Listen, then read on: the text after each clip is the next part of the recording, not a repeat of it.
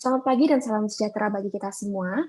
Saya ucapkan selamat datang kepada Bapak Ibu Wali Murid, serta Kaprodi Sastra Inggris Bapak Wawan Eko Yulianto PhD, serta Kaprodi dari PBBM yaitu Ibu Anggra Diah Airlinda, SSNTC SOL. Selamat pagi Bapak Wawan. Selamat pagi Valen, how's it going? Yes. Good. Dan selamat pagi untuk Ibu Anggra. Selamat pagi Valen. Ya, selamat pagi Bu. Oke.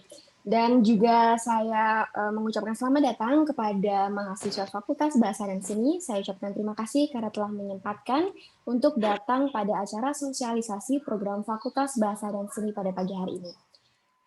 Sosialisasi ini bertujuan agar para orang tua memahami kegiatan akademik di Fakultas Bahasa dan Seni pada semester genap kali ini, seperti kelas daring, magang, dan kegiatan lainnya. Sebelum kita memulai acara sosialisasi pada pagi hari ini, marilah kita berdoa untuk kelancaran acara kali ini. Berdoa menurut kepercayaan dan keyakinan masing-masing. Berdoa, dipersilahkan.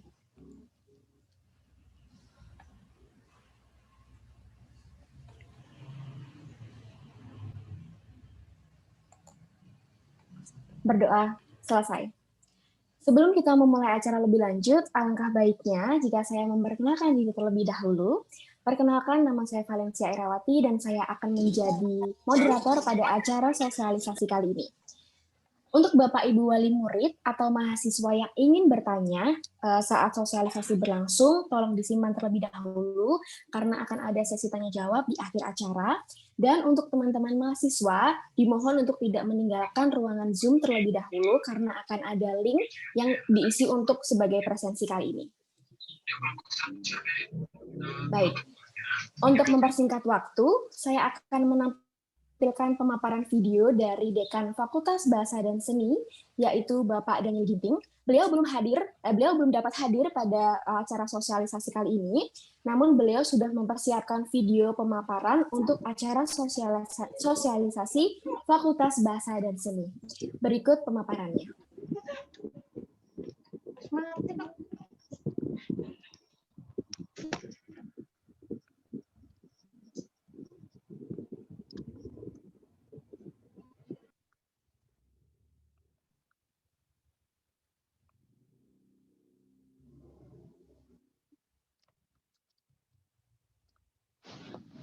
Pada Bapak Ibu Wali Murid Fakultas Bahasa dan Seni UTAS Macung yang berbahagia, dan juga kepada Bapak Wawan Eko Yulianto selaku Kepala Program Studi Sastra Inggris, dan kepada Ibu Anggra sebagai Kepala Program Studi Pendidikan Bahasa Mandarin. Tak lupa saya juga menyapa seluruh mahasiswa EBS yang pada saat ini mengikuti acara ini secara daring. Saya berharap kita semua dalam keadaan sehat. Marilah kita pertama-tama mengucapkan syukur kepada Tuhan Yang Maha Esa. Oleh karena kebaikan dan limpahan rahmat-Nya, kita beroleh kesempatan untuk melakukan pertemuan pada pagi hari ini. Bapak Ibu, saya mohon maaf bila saya menyampaikan pemaparan saya dalam bentuk video, karena pada waktu yang sama saya harus menyampaikan satu kegiatan di tempat lain. Namun demikian, besar harapan saya ini tidak mengurangi substansi dan pentingnya acara hari ini.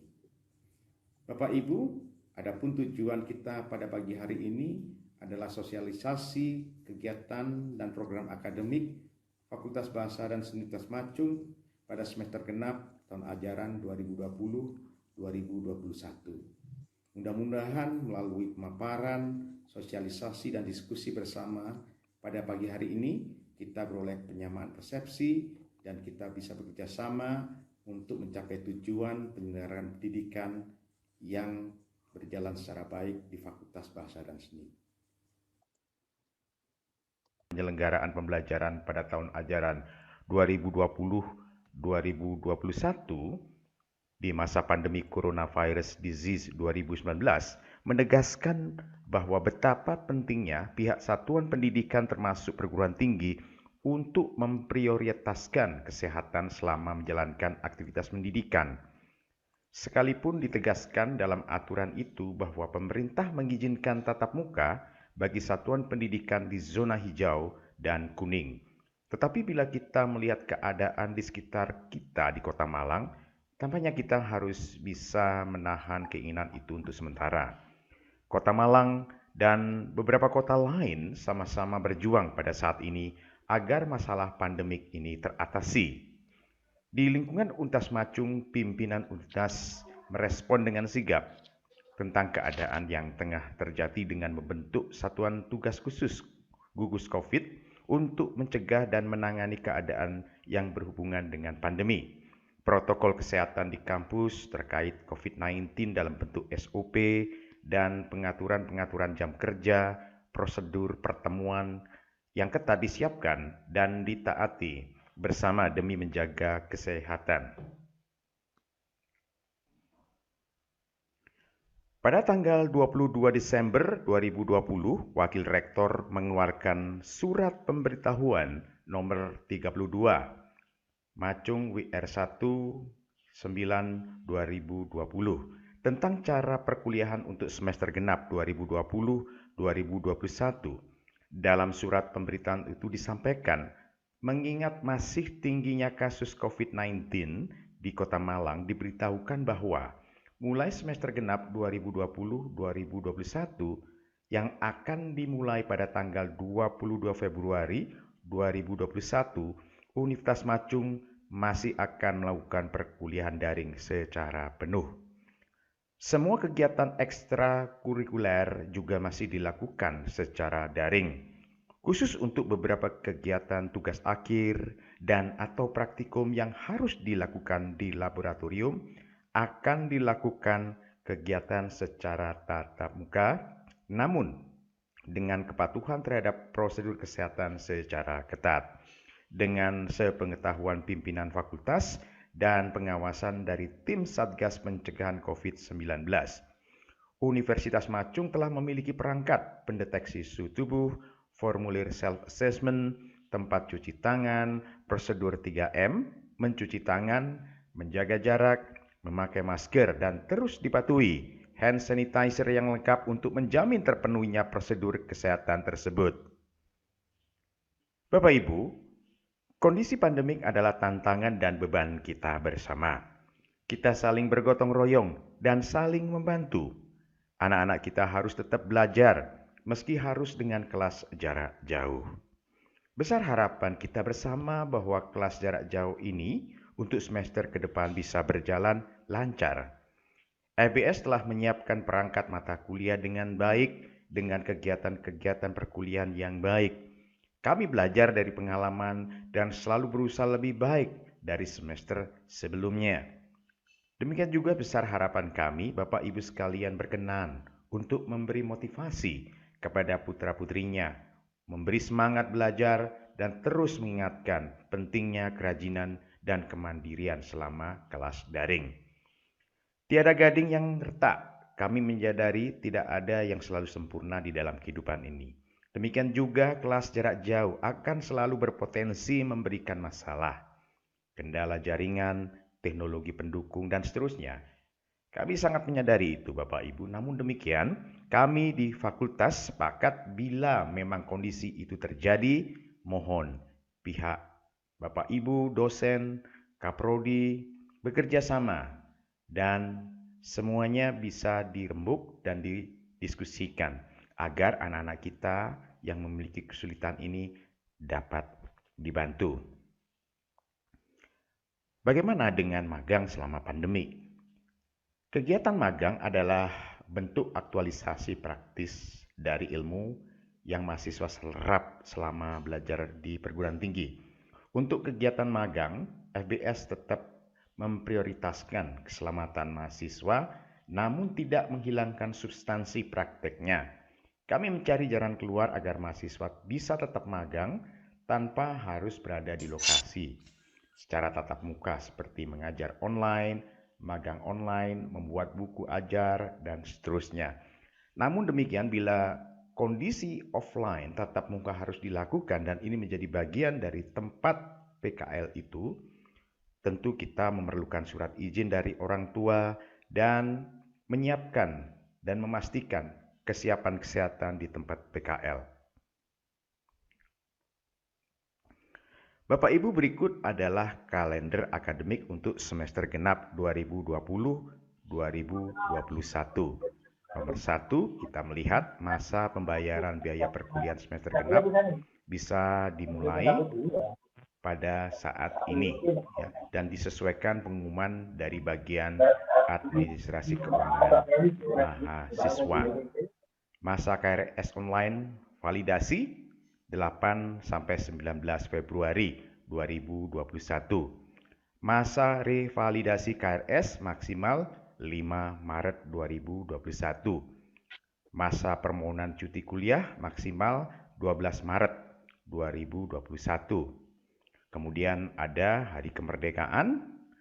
Dan nomor 7, masa perkuliahan dan masa input presensi 22 Februari sampai tanggal 11 Juni.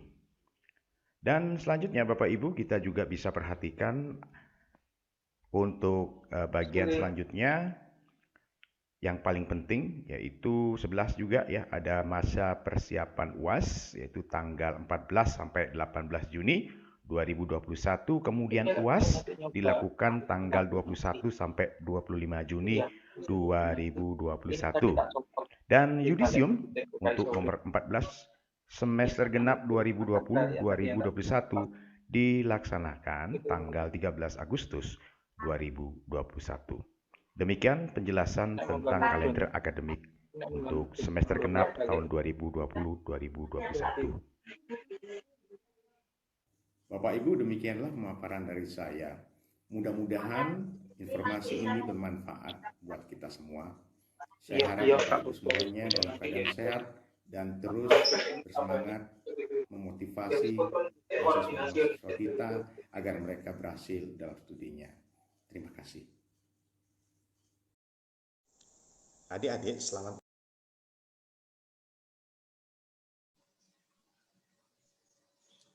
Oke, baik. Acara yang selanjutnya langsung saja, yaitu pemaparan dari Kaprodi Sastra Inggris kepada Bapak Wawan Eko Yudanto tentang hasil belajar mahasiswa sastra Inggris dan rencana perkuliahan di sastra Inggris. Kepada Bapak Wawan, saya persilahkan.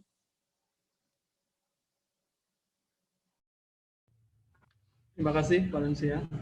Terima kasih juga rekan-rekan yang telah menyelenggarakan ini. Bu Nia, Bu Anggra, Pak Dan, dan rekan-rekan dari BPM FPS. Selamat pagi, saya ucapkan buat semuanya, dan semoga semuanya berbahagia hari ini di tengah berbagai macam keterbatasan ini, keterbatasan yang tidak bisa kita hindari sayangnya ya. Semoga di kesempatan ini kita bisa selain menyampaikan informasi, juga bisa berkomunikasi nantinya kalau misalnya ada pertanyaan-pertanyaan yang bisa kami jawab, ataupun mungkin keresahan-keresahan yang mungkin belum sempat tertanyakan sebelumnya. Baik, pada kesempatan ini saya ingin menunjukkan hasil pembelajaran di semester kemarin, tapi bukan hasil pembelajaran secara mendetil. Karena untuk mendetilnya saya akan mengkomunikasikan dengan pihak-pihak yang berhubungan langsung. Sebab kalau mendetil itu kan biasanya ada mengandung nilai, dan kalau saya tunjukkan nilainya yang bagus di sini nanti saya dibilang terlalu muji-muji. Kalau ada yang nilainya kurang bagus saya tunjukkan nanti dikira membuli begitu ya. Jadi daripada agar tidak terjadi seperti itu, saya sampaikan secara umum saja. Tapi saya ingin juga memberikan review ulasan sekilas tentang apa yang telah kita lakukan selama semester kemarin. Baik, perkenankan saya membagi layar dari tempat saya. Sebentar.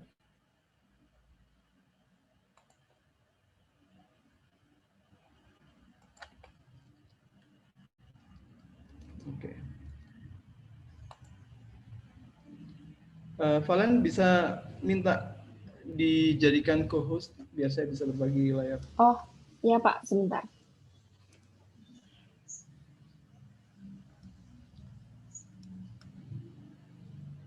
Yang lain bagaimana kabarnya? Boleh menulis di kolom komentar kalau misalnya ingin menyapa kawan-kawan yang lain. Mumpung ketemu di sini.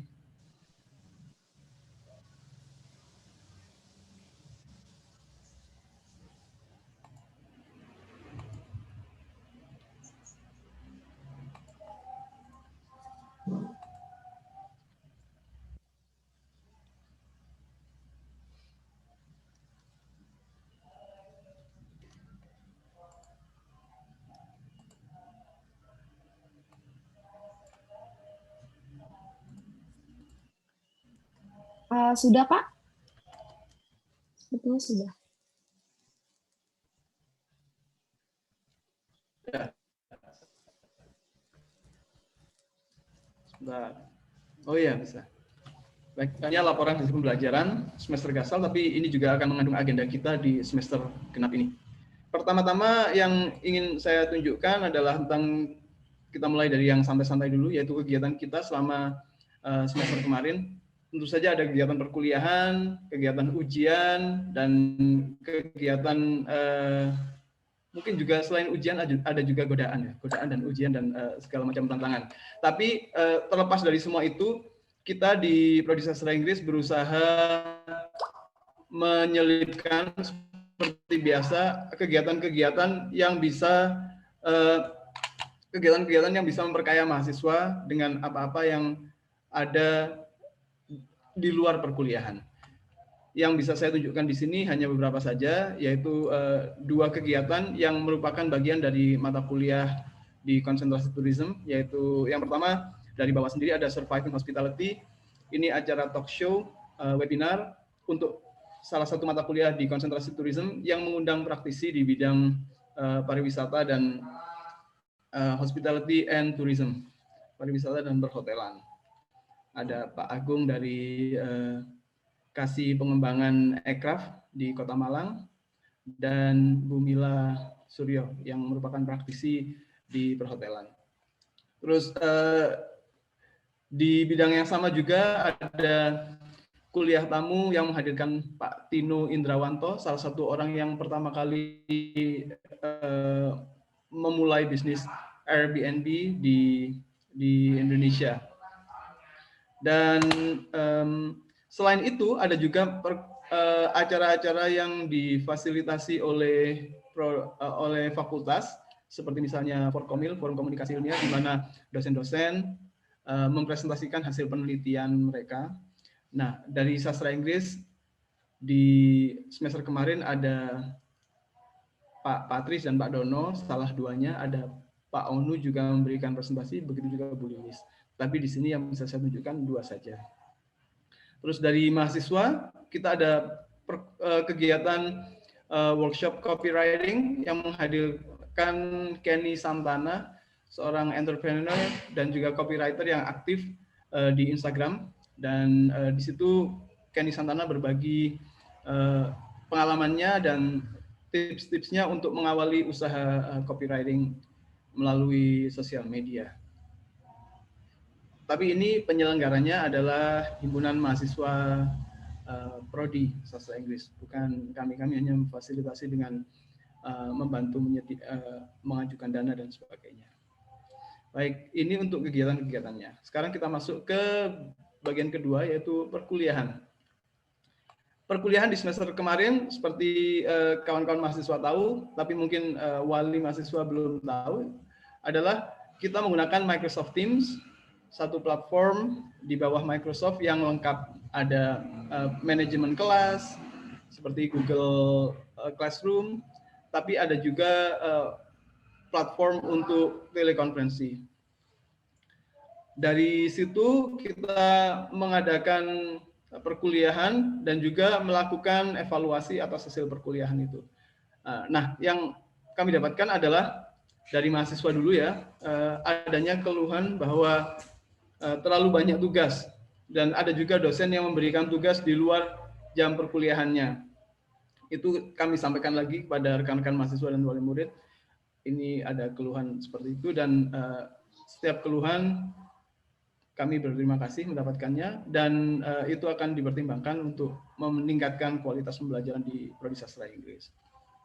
Terus ada juga mahasiswa yang menginginkan variasi dalam penugasan, tapi ini jauh berkurang pada semester ini karena dosen-dosen di Prodi Sastra Inggris sepertinya telah mendengar hal ini di semester sebelumnya, dan di semester kemarin ini, semester gasal 2020-2021,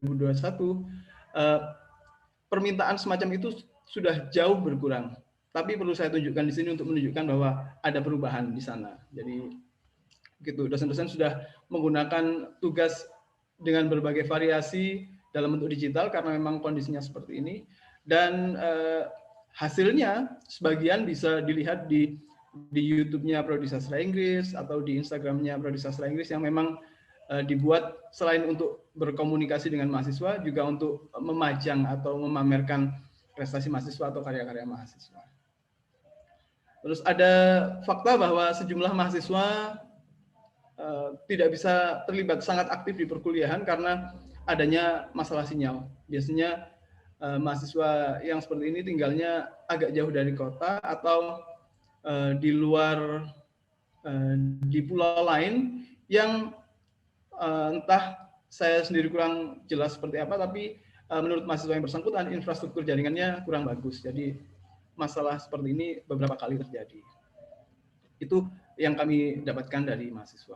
Sedangkan dari dosen, kami juga mendapatkan informasi dari dosen yang salah satunya adalah keluhan tentang tidak dapatnya memastikan apakah mahasiswa itu hadir atau tidak. Sebab kalau kita melakukan telekonferensi atau webinar, dan itu yang tidak dilaksanakan tiap hari. Ada kalanya mahasiswa itu hadir di layar, namanya muncul, meskipun videonya tidak, tapi ketika dipanggil, mahasiswa yang bersangkutan tidak menjawab. Jadi dosen kesulitan memastikan ini mahasiswanya ada apa tidak, terus kita hitung ada apa tidak, dia mendapatkan manfaat dari perkuliahan ini apa tidak, itu yang sulit kita pastikan. Jadi saya harap untuk selanjutnya mahasiswa mengetahui adanya permasalahan seperti ini, dan mungkin orang tua juga bisa membantu memotivasi mahasiswa untuk memastikan kehadirannya bila memang memungkinkan. Dan yang terakhir adalah kesulitan dari beberapa dosen untuk memonitor proses kerja mahasiswa. Kalau dulu di perkuliahan tatap muka, kita bisa melakukan kegiatan di kelas, dan ketika melakukan kegiatan itu, mahasiswa bekerja dan dosen bisa memantau dengan entah keliling, entah meminta mahasiswa memberikan laporan secara langsung, atau cara yang lain. Nah, dalam perkuliahan daring ini, yang seperti itu tidak bisa dilakukan. Apa dampak negatifnya? Dampak negatifnya adalah, pertama, dosen tidak bisa memastikan apakah mahasiswa ini mencurahkan waktu yang cukup dan konsentrasi yang cukup untuk mengerjakan satu tugas. Dan di sisi lain, mahasiswa ketika kesulitan juga tidak ada yang dosen tidak tahu, sehingga akhirnya tidak terjadi proses pembelajaran yang mestinya dua arah itu. Jadi di sini mungkin akan lebih baik kalau mahasiswa selalu melaporkan hasil perkembangan belajarnya, entah itu berhasil, entah itu gagal, kepada dosennya, terutama pada jam perkuliahan. Memang di semester kemarin kita tidak bertemu secara tatap maya atau webinar di setiap pertemuan kan, tapi dosen biasanya selalu selalu standby pada jam-jam ketika dosen itu mengajar. Jadi mahasiswa tidak perlu sungkan, tidak perlu takut untuk menghubungi dosen pada saat jam perkuliahan tersebut, meskipun tidak ada jadwal tatap muka pada hari itu. Jadi itu satu hal yang mungkin bisa kita lakukan untuk menyiasati persoalan ini.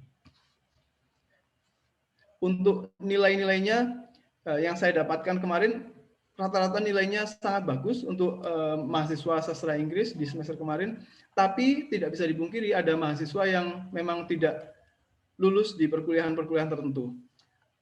Permasalahan terbesar dari tidak lulusnya mahasiswa di situ adalah kehadiran. Kehadiran di perkuliahan daring diukur dengan berbagai hal. Yang pertama adalah dengan hadir pada saat telekonferensi, dan yang kedua adalah dengan pengumpulan tugas yang menggantikan aktivitas dalam kelas itu. Jadi kalau mahasiswa tidak mengumpulkan tugas, maka dia tidak akan dicatat hadir pada pertemuan tersebut. Nah, ketidakhadiran semacam inilah akhirnya membuat mahasiswa tidak bisa lulus dari kelas tersebut, meskipun dalam ujian nilainya juga tidak buruk-buruk amat. Jadi tolong diperhatikan kembali rekan-rekan mahasiswa dan juga rekan-rekan dosen. Kami harapkan untuk selalu mengingatkan mahasiswa kalau mahasiswa misalnya sudah lebih dari 3 kali tidak hadir dalam sebuah pertemuan. Baik, selanjutnya tentang harapan-harapan kami, para dosen, dan harapan mahasiswa juga, dan juga harapan dari Prodi. Yang pertama dari mahasiswa, harapannya adalah tidak ingin terlalu banyak tugas, dan tadi variasi untuk tugas. Itu kami dengarkan dan kami coba menggunakan sejumlah alternatif strategi untuk memungkinkan hal ini terjadi. Dan yang kedua, dosen sangat ingin mahasiswa lebih aktif dan tidak malu-malu dalam diskusi di kelas. Ini terjadi karena ketika dalam perkuliahan tatap muka, dosen bisa memanggil mahasiswa dan terus memancing mahasiswa untuk memberikan komentar atau berpartisipasi secara aktif dalam kelas. Tapi di dalam pembelajaran daring yang semacam itu tidak mudah terjadi. Hanya mahasiswa yang memang cenderung sangat aktif masih mau menyampaikan pendapat atau menanyakan atau bahkan menyanggah apa yang disampaikan dosen. Mahasiswa yang lain yang sebagian besar cenderung tidak aktif dan mendengarkan dan mengerjakan tugas, tapi aktif dalam interaksi timbal balik dalam diskusi akhirnya kurang. Harapannya di semester ke depan ini yang seperti ini bisa lebih ditingkatkan, lebih baik. Dan terakhir untuk laporan semester kemarin adalah tentang prestasi-prestasi mahasiswa yang maaf tidak bisa saya tunjukkan semuanya di sini. Saya hanya tunjukkan 3 dari prestasi akademik dan 3 dari prestasi non-akademik. Untuk prestasi akademik, yang pertama kita mulai dari yang tengah dulu ya. Dulu Iren pertama kali menjuarai lomba menulis di Unika Atmajaya, menjadi juara ketiga lomba menulis cerpen. Terus tidak lama setelah itu ada Gabriela Christie yang juga menjuarai juara ketiga untuk lomba menulis puisi yang diadakan di Universitas Negeri Malang. Semua lombanya ini di luar ya. Dan yang terakhir untuk prestasi akademik adalah Emi Bebasari Amiroh yang memenangkan lomba pidato dalam bahasa Inggris di Universitas Trunojoyo. Jadi ada skill menulis dan skill berbicara yang terwakili dalam lomba-lomba ini. Harapannya ke depan kita akan bisa memperbanyak prestasi di bidang akademik ini, misalnya dengan debate yang saat ini sudah berjalan dengan baik, klub debate. Harapannya tahun ke depan kita bisa tampil di perlombaan dan kalau menang ya itu bonus ya, baik juga. Sedangkan untuk prestasi non akademik kita di sini bisa tunjukkan 3 dulu, yaitu yang pertama Cynthia Judith yang memenangkan juara 1 lomba kreativitas video inovatif untuk Dinas Kebudayaan dan Pariwisata Kota Batu. Beberapa waktu selanjutnya ada juga Ardin yang mendapat juara 2 untuk lomba cover lagu Natal ya waktu itu ya, Christmas Competition di Universitas Katolik Jakarta Malang. Dan yang terakhir fresh from the oven baru 2 hari yang lalu ada Cecilia yang menjadi second runner up ya, juara ketiga untuk Duta Anti Narkoba Kota Malang. Ini jadi ada 6 hal ini. Selain itu ada juga prestasi-prestasi yang tidak saya sebutkan di sini yang tidak kalah pentingnya. Misalnya ada satu mahasiswa yang menerjemahkan video untuk TED Talk, TED.com itu dan diposting di TED setelah melalui proses editing dari mereka yang sepengalaman saya tahu sangat ketat. Jadi itu sesuatu yang bisa dibanggakan juga. Dan banyak juga mahasiswa yang ternyata membuat lagu dan mempostingnya di Instagram yang karena keterbatasan tidak bisa saya tampilkan di sini. Itu semua juga prestasi bagi saya dan bagi kami di Prodi Sastra Inggris. Baik, selanjutnya kita menunjukkan agenda untuk ke depan ini. Ada 3 hal besar yang saat ini perlu rekan-rekan mahasiswa dan wali mahasiswa ketahui terkait Prodi Sastra Inggris di semester genap 2020 dan 2021 ini. Pertama, perkuliahan kita kali ini tidak menggunakan MS Teams, tapi menggunakan Moodle. Moodle ini satu platform LMS, pengelolaan kelas, yang menggunakan server universitas sendiri dan diinstal di website universitas sendiri. Jadi ini koordinasi dengan situs universitas. Mestinya Moodle ini jauh lebih mudah daripada Microsoft Teams, karena memang ini satu platform yang lebih tua dan lebih banyak digunakan. Kita akan mulai mensosialisasikan Moodle ini kepada mahasiswa untuk mencobanya dalam beberapa minggu ke depan. Selanjutnya adalah di Prodi Sastra Inggris, kami sedang mengusahakan peningkatan koordinasi untuk basic skills courses, mata kuliah seperti listening, speaking, writing, sama reading. Itu pengelolaannya, koordinasinya akan kita perkuat, sehingga harapannya adalah ketika sudah melalui semester keempat, mahasiswa memiliki kemampuan bahasa Inggris dengan lebih baik dan lebih terawasi ya, dalam hal grammar, dalam hal speaking, dalam hal writing terutama. 3 hal ini sangat basic yang biasanya dilihat orang ketika ketemu dengan lulusan bahasa Inggris, yaitu kemampuan dasar. Ini peningkatan dari apa yang sudah kita lakukan sebelumnya. Kalau sebelumnya kita memfokuskan pada konsentrasi yang akhirnya melahirkan tagline "Read the World, Express Yourself, and Actualize Your Potential" itu, saat ini kita fokus lebih baik lagi dalam pengelolaan basic skills courses, sehingga mahasiswa bisa menunjukkan kemampuan bahasa Inggris dasar dengan lebih baik sebelum akhirnya masuk ke konsentrasi. Dan yang ketiga adalah tentang sinkronisasi lagi untuk mata kuliah English for Natural Science dan English for Social Sciences dengan rumpun penerjemahan. Tapi sebelumnya banyak yang tidak menyadari hubungan dengan penerjemahan itu. Nah, kali ini setelah melakukan bisa dibilang kurikulumnya berubah dan cara pengajarannya berubah dan targetnya juga berubah, sehingga akhirnya mata kuliah ini membantu mahasiswa untuk lebih menguasai penerjemahan. 2 mata kuliah ini akan menjadi praktik dari teori-teori penerjemahan yang sudah didapatkan di mata kuliah Translation and Interpretation. Dan satu hal lagi yang belum saya sampaikan di sini adalah tentang peningkatan untuk konsentrasi tourism yang saat ini sedang dilakukan risetnya. Bu Melani sedang mengusahakan itu dengan bantuan beberapa dosen yang lain.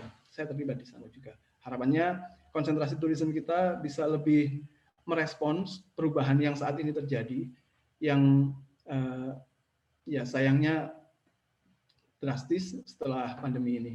Jadi itu harapannya kami bisa menawarkan sesuatu yang bisa merespons kondisi kita yang berubah ini melalui konsentrasi tourism.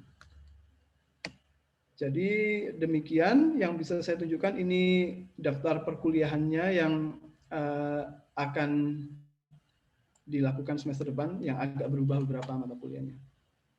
Tadi saya sampaikan English for Natural Sciences yang akhirnya akan diarahkan lebih ke penerjemahan. Saat ini yang megang mata kuliah tersebut adalah Pak Dono. Terus selain itu tidak ada yang jauh berbeda. Baik, terima kasih. Demikian dari saya. Oh iya, tambahan untuk HSK, TOEIC, dan sertifikasi IT, tolong kalau mahasiswa berencana wisuda tahun depan atau wisuda di semester gasal ke depan, lakukan ambil tes ini jauh-jauh hari sebelumnya, biar tidak ada kejadian mau wisuda tapi belum punya tes HSK atau TOEIC atau sertifikasi IT. Demikian. Read the world, express yourself, actualize your potential, everyone. And that's all. Thank you, Valen. The mic is yours again. Terima kasih Bapak Wawan atas pemaparannya. Saya juga ingin mengucapkan selamat untuk teman-teman mahasiswa yang sudah memenangkan beberapa penghargaan, baik secara akademik maupun non-akademik. Baik, pemaparan yang berikutnya akan disampaikan oleh Ibu Anggrah selaku Kaprodi PPBM tentang hasil belajar mahasiswa PPBM dan rencana perkuliahan di PPBM. Kepada Ibu Anggrah, saya persilahkan. Baik, terima kasih Valencia. Selamat pagi kepada Bapak Ibu orang tua mahasiswa serta wali murid maupun mahasiswa sekalian. Hari ini saya akan memaparkan hasil belajar dan juga rencana belajar mahasiswa untuk semester genap 2020-2021. Sebentar saya akan coba untuk sharing screen dulu.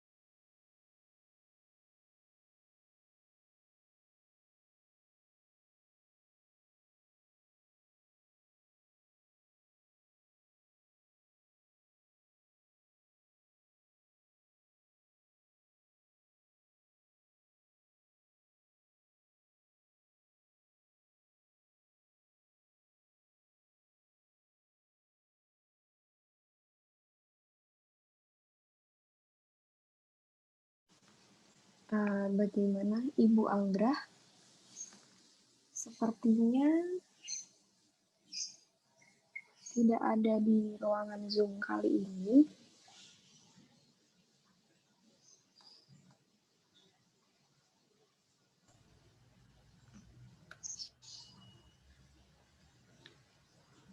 Bu Anggra keluar, Bang. Iya Bapak.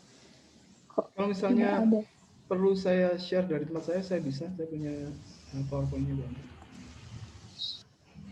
Tidak ada di ruangan Zoom sayangnya. ini, Pak. Iya. Oh, sudah join lagi. Bagaimana Ibu Anggra? Oke, mohon maaf. Iya. Barusan putus.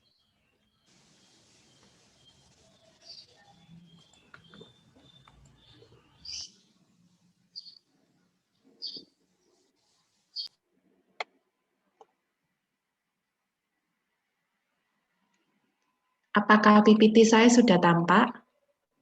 Sudah, Bu.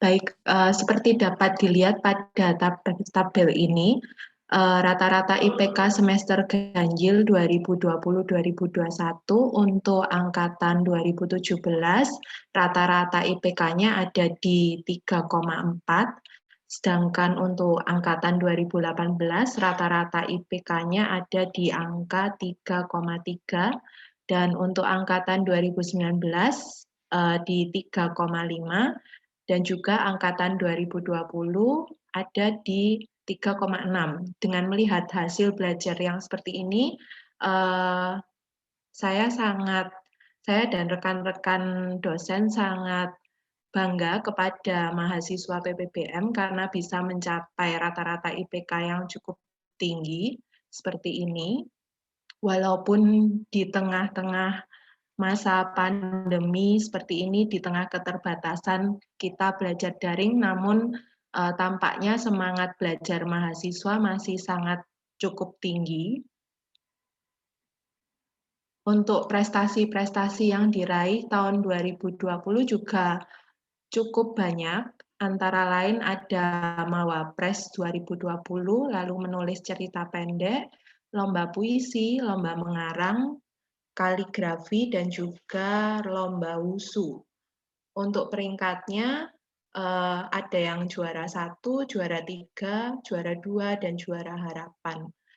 prestasi ini juga prestasi-prestasi yang diraih pada saat pandemi cukup membanggakan. Saya harap di tahun 2021 prestasi ini dapat terus dipertahankan dan juga untuk lomba-lomba yang ingin diikuti oleh mahasiswa, apabila lomba-lomba itu ada biaya pendaftarannya, jangan sungkan-sungkan untuk menghubungi saya karena kami bisa membantu untuk mengcover biaya pendaftaran untuk lomba-lomba yang ingin diikuti mahasiswa. Juga apabila mahasiswa membutuhkan pendampingan, bisa menghubungi saya langsung ataupun Liu Guangpin Laoshi yang bertanggung jawab untuk lomba-lomba. Kami akan dengan sangat senang hati untuk membimbing para mahasiswa yang tertarik untuk mengikuti lomba-lomba dan kami harap di tahun 2021 mahasiswa bisa terus meningkatkan prestasi-prestasi untuk di berbagai bidang lomba, terutama di bidang akademik dan juga non-akademik. Untuk rencana perkuliahan pada semester genap 2020-2021 akan tetap dilakukan secara daring. Untuk semester 2, SKS yang harus diambil totalnya ada 23 SKS. Lalu untuk semester 4, total SKS yang diambil adalah 24 SKS. Dan untuk semester 6, total SKS yang diambil adalah 23 SKS. Nah, di semester genap 2020-2021 ini akan ada 3 laoshi baru dari Konfusius, yaitu Gong Siyan Laoshi, Mao Zedong Laoshi, dan juga Wang Zhenhuan Laoshi. Untuk Gong Siyan Laoshi sebenarnya di tahun lalu sudah sempat mengajar juga di Prodi Mandarin, namun karena pandemi beliau harus kembali dan di semester ini beliau akan mengajar kembali di Prodi Pendidikan Bahasa Mandarin.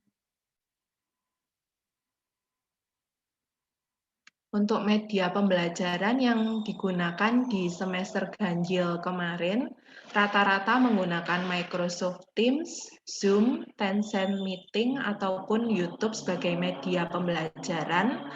Namun kebanyakan dosen menggunakan Microsoft Teams karena sudah terhubung dengan mahasiswa dan cukup nyaman untuk pembelajaran.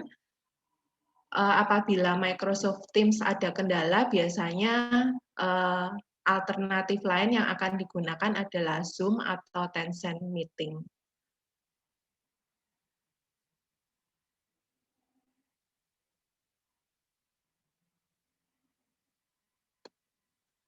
Sekian pemaparan dari saya rasa akan lebih banyak sesi tanya-jawab. Apabila ada hal-hal yang ingin ditanyakan, silakan untuk ditanyakan langsung kepada saya. Terima kasih.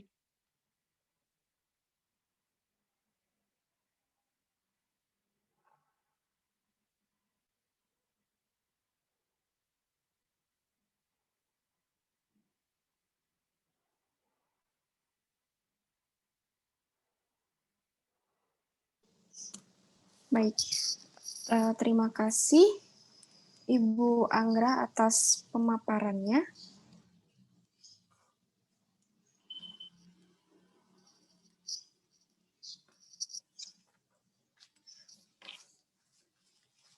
Untuk sesi yang terakhir, yaitu sesi tanya-jawab, untuk Bapak Ibu wali murid atau mahasiswa yang ingin bertanya dapat mengirimkan pertanyaan pada chat box yang telah tersedia, atau untuk yang tidak ingin, mungkin untuk yang tidak ingin mengetik di chat box boleh langsung menyalakan mic-nya, lalu tidak lupa memperkenalkan diri terlebih dahulu.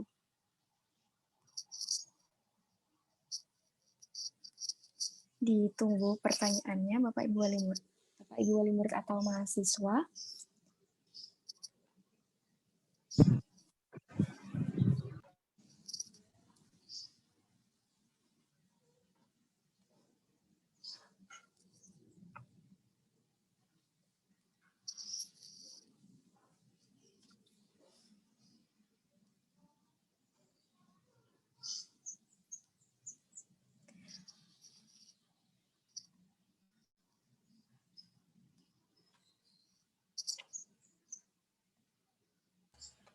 Kalau tidak ada pertanyaan, mungkin bisa lanjut ke kuis kecil ya. Aduh, berat ini Bapak, kuis kecil ya. Jadi gimana gitu.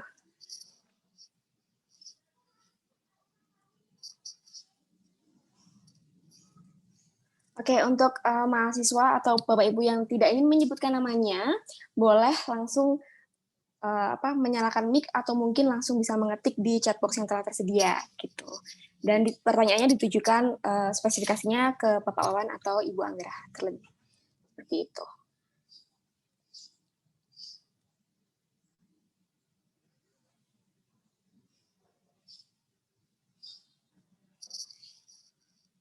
Oke, untuk teman-teman mungkin ada yang belum mengerti tentang magang atau keluh kesah ya Bapak Wawan, boleh disampaikan di sini mungkin untuk perkuliahannya di sosialisasi kali ini. Mungkin saya perlu cerita sedikit mungkin ya tentang magang ini. Akhir-akhir ini ya, kita ada banyak pertanyaan dari mahasiswa terkait magang karena kita ada di kondisi yang agak sulit. Pertama, sekarang sudah semester ke-8 buat mahasiswa angkatan 2017. Dan kemarin kan kita rencananya skripsi dulu di semester gasal, dan memang ada yang beberapa mahasiswa yang sudah menyelesaikan skripsinya dan sudah siap. Bahkan ada juga yang menyelesaikan skripsi sekaligus PKL. Tapi untuk sebagian besar mahasiswa, PKL rencananya akan dijalankan pada semester genap ini dengan harapan waktu itu pada Januari ini kondisi sudah membaik dan hidup bisa sedikit lebih normal lah dari saat kita waktu pertama kali lockdown dulu. Tapi ternyata pada kenyataannya ya yang kita lihat adalah seperti ini. Masih terjadi banyak pembatasan untuk kegiatan yang bersifat fisik dan on-site atau di tempat itu. Akhirnya sampai saat ini pun kita masih kesulitan mencari tempat magang yang cocok untuk mahasiswa sekaligus untuk perusahaannya. Perusahaan banyak yang menginginkan mahasiswa tetap melakukan magang on-site di tempat untuk bisa bekerja dan belajar dari pengalaman bekerja di dunia nyata begitu. Tapi ada sebagian mahasiswa yang di satu sisi agak takut keluar rumah karena memang kondisi seperti ini, dan di sisi lain ada yang mahasiswanya tidak takut dan sudah excited ingin magang dengan protokol kesehatan yang ketat, tapi orang tua masih belum bisa mengikhlaskan mahasiswa untuk keluar, dan itu sangat masuk akal karena memang kondisi yang seperti ini. Akhirnya yang diusahakan saat ini adalah mencari magang-magang yang sifatnya daring. Sayangnya kesempatan seperti itu tidak sangat banyak. Ada mahasiswa yang telah melakukan magang misalnya untuk membuat konten museum digital untuk Museum Panji. Di semester lalu ada 5 mahasiswa yang bisa melakukan itu. Jadi magangnya mereka membuat konten deskripsi untuk barang-barang yang dipamerkan di museum dan menerjemahkan konten itu ke dalam bahasa Inggris. Jadi nantinya ketika museum itu siap dengan museum digitalnya, virtualnya, deskripsi yang ada di museum tersebut adalah hasil dari karya mahasiswa sastra Inggris. Ada 5 mahasiswa yang berhasil melakukan itu. Sebagian bahkan sudah ujian laporannya. Dan ada juga mahasiswa yang menerjemahkan konten-konten multimedia dari Prodi DKV sebagai kerjasama antara DKV dan Sastra Inggris ke dalam bahasa Inggris. Jadi konten-konten yang diproduksi dalam bahasa Indonesia itu diterjemahkan ke dalam bahasa Inggris dengan harapan nanti bisa dinikmati oleh orang yang bukan hanya orang Indonesia. Ada 2 mahasiswa yang melakukan itu dan sudah selesai juga. Salah satunya sudah ujian. Tapi untuk saat ini masih belum banyak lagi potensi untuk magang virtual seperti itu. Seperti saya sampaikan tadi, satu kondisi yang tidak mudah buat kita semua. Di satu sisi mau keluar kalau memang mau magang, atau melakukannya secara online. Tapi di sisi lain, online pun tidak sebanyak itu yang tersedia pada saat ini. Dan kami saat ini di Prodi Sastra Inggris dengan berbagai ruang-ruang magang yang bisa dilakukan secara digital tanpa mengurangi esensi dari pembelajaran. Ya, share link untuk kesempatan magang digital, dan mahasiswa sudah mengambil kesempatan itu dengan mengajukan lamaran. Tapi sampai saat ini belum ada yang benar-benar pasti akan berangkat. Ada 3 mahasiswa yang melamar untuk bisa melakukan magang digital di Model United Nations, satu kegiatan seperti pertemuan Dewan PBB gitu, tapi model yang diikuti bukan anggota Dewan PBB yang sebenarnya, tapi orang-orang yang tertarik untuk belajar berdiplomasi dan aktif dalam kegiatan diplomasi antar negara. Ada beberapa mahasiswa yang melamar itu, 1 mahasiswa sudah mendapatkan jawaban dan katanya akan mulai magang pada tanggal 5 besok ini untuk PBB Model United Nations, PBB, semacam model PBB begitu. Baik, Bapak, untuk menanggapi tentang magang, saya juga sepertinya ada yang ingin saya tanyakan, Bapak. Kan saya dari Prodi Sastra Inggris tentunya, dan di Prodi Sastra Inggris ada spesifikasi untuk konsentrasi ke tourism, dan di tourism itu mungkin sudah ada perhotelan kayak gitu ya, Pak ya. Lalu untuk magangnya, Pak, kalau perhotelan seperti itu, apakah mungkin dilakukan secara online atau bagaimana, Bapak? Ya, itu yang saya sampaikan tadi. Saat ini kami belum menemukan satu hotel yang benar-benar mau menerima mahasiswa untuk magang secara online. Karena pertama, kita tahu industri perhotelan saat ini sedang diterpa cobaan ya, diterpa cobaan COVID-19 ini, dan tingkat hunian berkurang juga. Dan di sisi lain, hotel-hotel yang tetap bisa berjalan dengan baik belum bisa menerima untuk magang secara on-site ya, secara daring. Yang mereka inginkan adalah mahasiswa bersedia untuk magang di tempatnya secara tatap muka biasa, tapi dengan menerapkan prosedur yang sangat ketat. Beberapa waktu yang lalu ada mahasiswa yang saya tawari seperti ini karena tanya ke saya, tapi ternyata orang tua belum mengizinkan mahasiswa tersebut untuk keluar. Akhirnya tidak jadi. Kalau di sini ada Bu Melani, mungkin Bu Melani bisa memberikan gambaran seperti apa kondisinya. Bu Melani ini spesialis tourism kita dan punya banyak koneksi di hotel sebenarnya. Bu Melani, apa ada di sini, Bu? Iya, Pak. Apakah suara saya terdengar? Sudah terdengar, ya. Bu. Silakan Bu Melani, kalau misalnya ada yang perlu ditambahkan yang mungkin lebih baik dijelaskan Bu Melani daripada saya. Baik, terima kasih atas kesempatannya Pak Wawan. Ya, sebagaimana yang kita semua ketahui bahwa saat ini karena pandemi, jadi keterbatasan untuk melakukan PKL khususnya di dunia perhotelan atau di perhotelan itu sendiri amat sangat terbatas. Terus terang sudah sekitar 1 minggu ini saya mencoba menghubungi beberapa rekanan kerjasama hotel yang biasa menerima mahasiswa untuk magang atau PKL, dan hampir kesemuanya berakhir dengan jawaban belum bisa menerima sampai saat ini. Adapun juga alasan mereka, apabila dipaksakan, ya situasi pandemi ini, mahasiswa juga tidak bisa mendapatkan apapun gitu ya, karena tamu juga jauh berkurang, kemudian mereka pun di hotel sangat amat membatasi orang-orang yang berlalu lalang di industri perhotelan. Oleh sebab itu, saya masih mencari solusinya dan juga berdiskusi dengan Pak Wawan gitu ya, dan juga alternatif untuk mengerjakan PKL secara online di dunia kepariwisataan ini wujudnya seperti apa. Ini yang terus terang masih saya pikirkan sambil berdiskusi juga dengan teman-teman di industri gitu, karena memang industri kepariwisataan ya notabene hari-hari ini tidak bisa aktif gitu ya, dan juga kurang bisa berjalan dengan baik, dan ini yang menjadi PR kita bersama di Prodi Sasing, khususnya untuk teman-teman yang memilih konsentrasi kepariwisataan. Begitu dulu mungkin dari saya, Pak Wawan.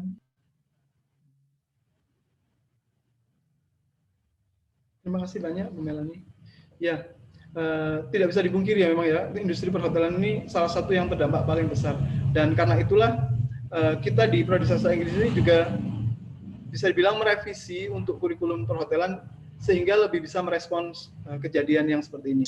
Tapi kita semua yakinnya apa? Industri perhotelan itu tidak akan pernah mati, pariwisata dan perhotelan, karena tingkat perekonomian kita semakin meningkat, statistik menunjukkan itu, dan salah satu dampak dari peningkatan perekonomian ini adalah usaha orang untuk mendapatkan leisure atau kesenangan atau untuk berwisata atau hal-hal yang sifatnya rekreatif. Jadi elemen rekreatif dari perhotelan itu masih tetap ada dan itulah yang sedang kita usahakan, kita eksplorasi lebih jauh sehingga bentuk dari perwujudan pendidikan di bidang rekreatif, perhotelan dan pariwisata ini akan lebih bisa menjawab kondisi seperti ini. Oke, baik. Ini ada pertanyaan yang ditujukan kepada Bapak Wawan dari salah satu mahasiswa Prodi Sastra Inggris. Oke, jadi mengenai kelas-kelas yang kurang efektif nih Bapak, apakah ada program matrikulasi atau perbaikan di semester depan? Program-program yang kurang efektif? Mengenai kelas-kelas yang kurang efektif. Mungkin. Untuk kelas-kelas yang kurang efektif, apakah ada perbaikan?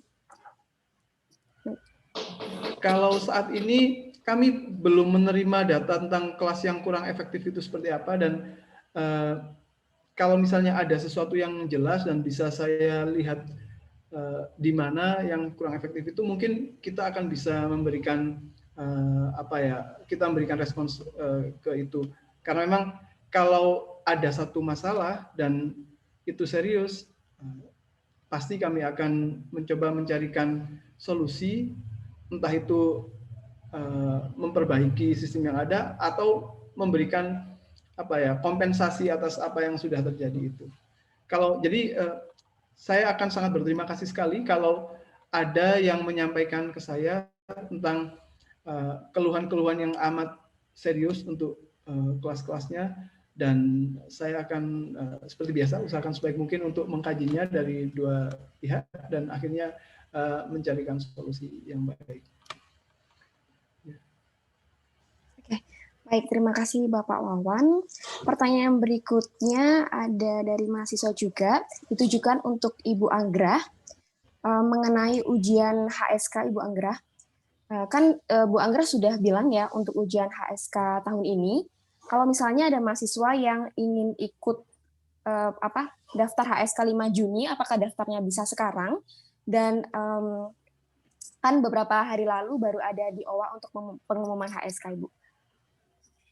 Oh iya, untuk pengumuman dari BPUU mengenai pendaftaran HSK, itu memang sudah dimulai pendaftaran pada bulan Februari ini.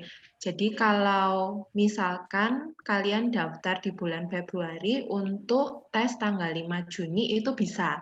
Nanti kalian tinggal berkirim email ke BPUU, lalu menyebutkan kalau kalian ingin jadwal yang tanggal 5 Juni. Jadi bisa langsung mengirimkan email pendaftaran ke BPUU dan juga langsung menyebutkan tanggal tes yang ingin diikuti. Begitu. Oke, baik. Terima kasih Ibu Anggrah. Dan juga pertanyaan berikutnya ditujukan oleh Pak Wawan lagi, yaitu untuk tes TOEIC nih Pak. Untuk tes TOEIC ujiannya itu spesifikasinya kapan di tahun ini? Baik, saya bukakan ini ya. Untuk tes TOEIC, jadwal tesnya terdengar ya? Oke, sudah. Jadwal tesnya adalah 5 April sampai 9 April 2021. Untuk pendaftarannya mulai kemarin tanggal 21 Februari sampai 26 Februari. Itu daftarnya di BPUU, bisa lewat ini bisa lewat bpuu@macung.ac.id atau lihat di Instagram mereka ya, Pitch UMC, PITCH, Pitch UMC. Atau nanti bisa saya berikan, oh kenapa harus nanti? Saya berikan sekarang aja di chat box ya, biar langsung bisa direspons sama rekan-rekan. Ini dari Bu Indri di BPU. Jadi itu pendaftarannya 1 sampai 26 Februari, untuk tesnya tanggal berapa tadi? 5 sampai 9. 5 sampai 9 Februari. Ya, gitu. Kalau nanti berencana lulus di semester Gasal 2021-2022 atau bulan Januari tahun 2021 nanti, 2022, silahkan ambil tes sekarang, biar nanti waktunya yudisium tidak ada tanggungan lagi untuk itu. Oke, baik. Terima kasih, Bapak. Ada pertanyaan lagi dari Stefani, PBBM. Untuk bisa mendapatkan sertifikasi IT, materi apa yang harus kita kuasai? Terima kasih. Mungkin.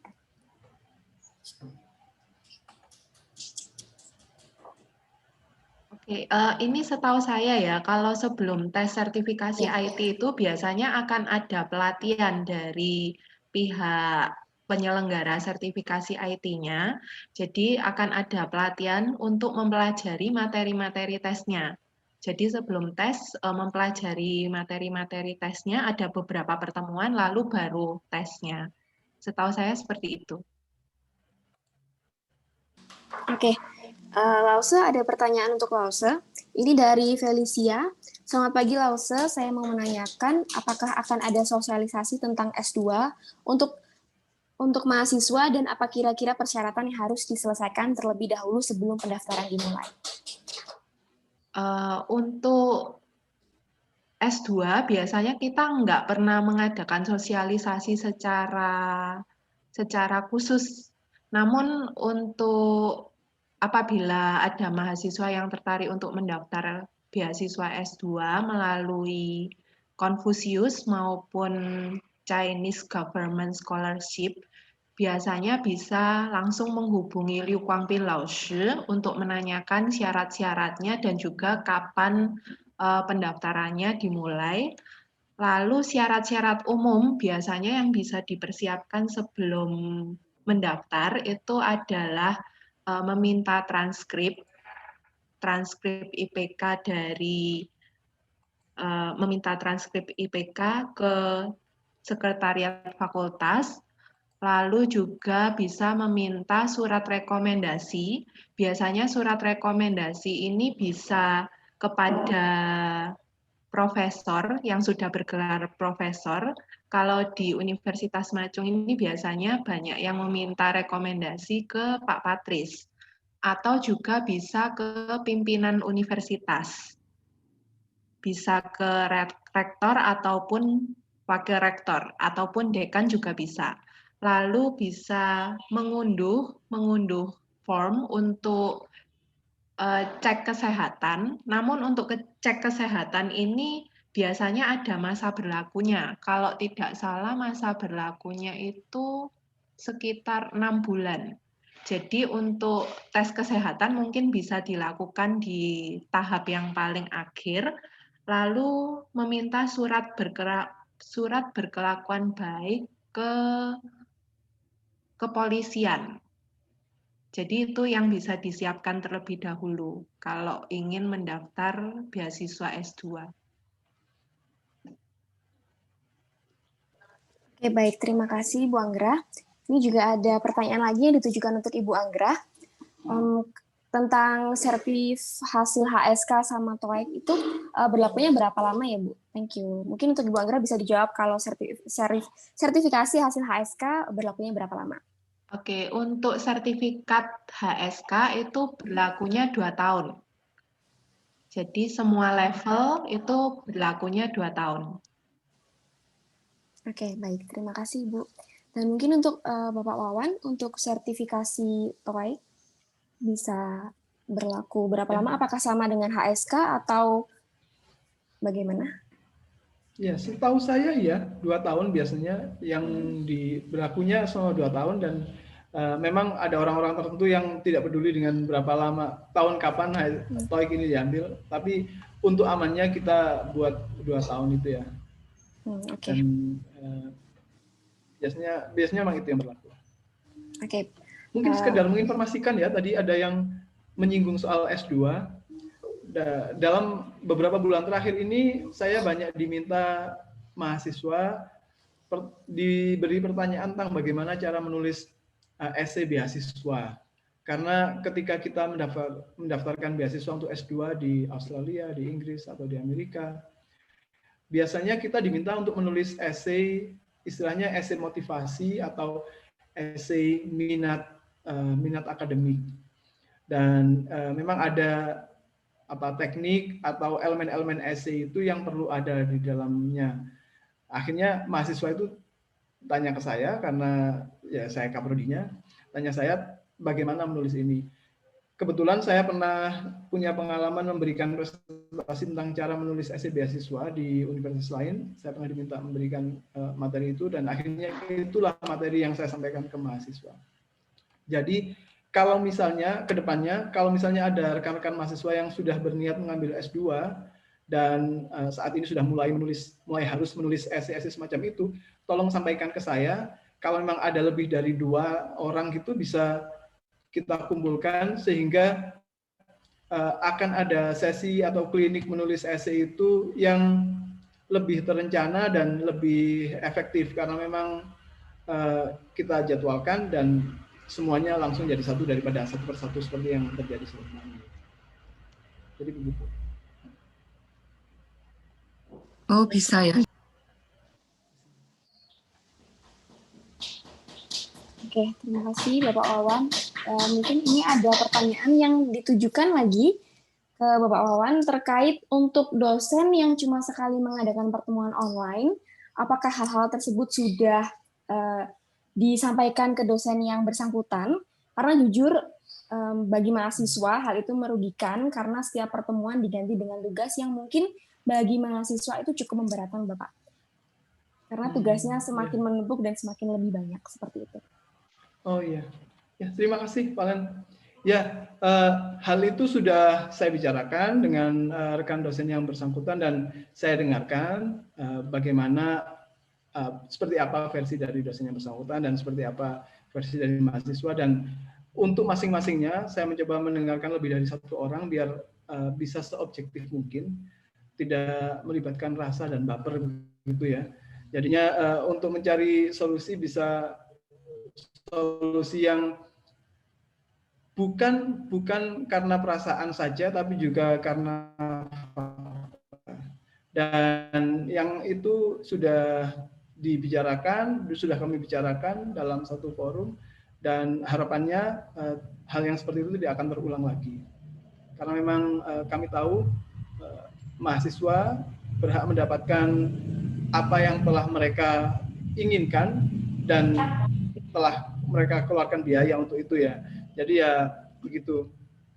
Terima kasih sudah diingatkan. Kalau itu yang dianggap sebagai perkuliahan tidak efektif, ya sudah dibicarakan dan sudah dilakukan langkah-langkah untuk mencegah yang seperti itu. Oke, baik. Terima kasih Bapak.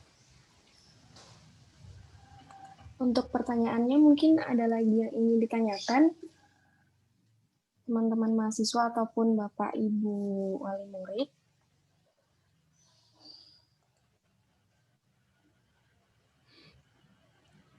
Saya melihat sepertinya Bapak Daniel Ginting sudah dapat join di Zoom kali ini. Bapak Ginting, apakah ada yang ingin disampaikan?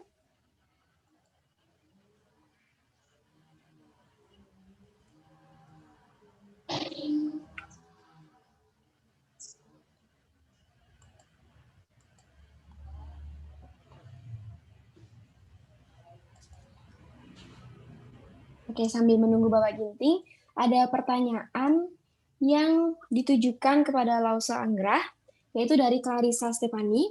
Selamat pagi Lause, untuk list sekolah S2-nya apakah ada? Apakah Lause juga dapat membantunya dan IPK minimumnya berapa? Terima kasih.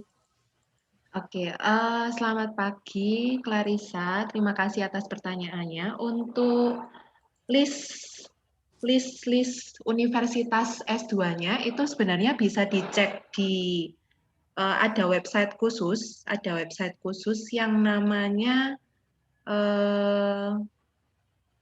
sebentar saya cek dulu ya. Nanti akan saya share di chat untuk website khususnya. Di situ ada list dari berbagai perguruan tinggi dan juga jurusan yang ingin diambil dari seluruh universitas yang ada di Tiongkok. Jadi bisa cek lewat website itu. Lalu untuk minimal IPK-nya biasanya minimal IPK-nya 3. Jadi kalau misalkan IPK-nya sudah 3 ke atas itu biasanya aman.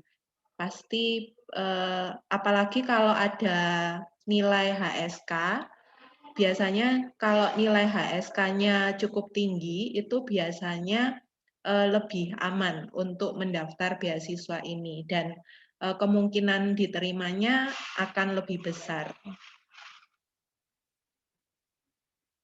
Oke, baik. Terima kasih, Lause.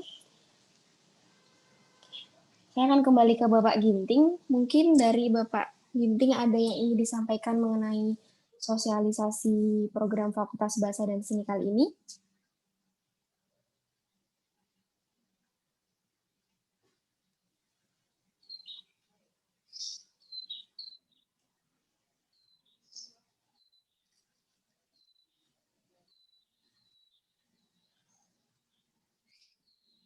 Baik, sambil menunggu Bapak Ginting, teman-teman yang ingin bertanya masih bisa. Oke, ini ditujukan untuk Lause Anggra lagi dari Felicia. Langsung melanjutkan pertanyaan yang sebelumnya, apakah kami dari Prodi Pendidikan Bahasa Mandarin juga bisa berpindah ke jurusan lain dengan mudah, Lause? Oke, maksudnya kalau untuk daftar S2 ya, dari lulusan S1-nya Prodi Pendidikan Bahasa Mandarin, lalu ingin ngambil S2-nya jurusan lain ya. Biasanya itu masih memungkinkan, tapi jenis beasiswanya yang agak ini. Jadi kalau kalian ingin daftar S2-nya itu lewat jalur beasiswa Konfusius, itu dia tidak ada jurusan lain selain pendidikan bahasa Mandarin. Tapi kalau untuk kalian mau daftar beasiswa misalkan lewat jalur Chinese Government Scholarship atau jalur yang lainnya, itu lebih ada kesempatan untuk mengambil jurusan lain. Misalkan kalian ingin mengambil jurusan, katakanlah jurusan bisnis ataupun jurusan komunikasi, itu masih memungkinkan. Jadi bisa mengambil jurusan yang lain, asalkan waktu kalian ingin daftar, kalian harus lihat juga biasanya universitas-universitas di Tiongkok itu mempunyai website tersendiri, dan di website itu cukup lengkap, kalian bisa mempelajari di website universitas, itu biasanya dia akan masing-masing jurusan ada link tersendiri untuk persyaratan apa saja yang harus dilengkapi ketika kalian ingin mendaftar ke jurusan tersebut. Jadi biasanya kalian harus cek websitenya juga. Dan di website di universitas-universitas di Tiongkok itu biasanya cukup lengkap persyaratan apa saja yang harus dilengkapi. Begitu. Baik, terima kasih Bu Anggra atas tanggapannya. Untuk teman-teman mungkin ada yang masih ingin bertanya karena waktu kita masih lumayan banyak. Jadi untuk yang ingin bertanya tentang magang atau tentang kegiatan, lain-lainnya bisa langsung ditanyakan pada acara sosialisasi kali ini. Untuk Bapak Ibu Wali Murid juga bisa bertanya.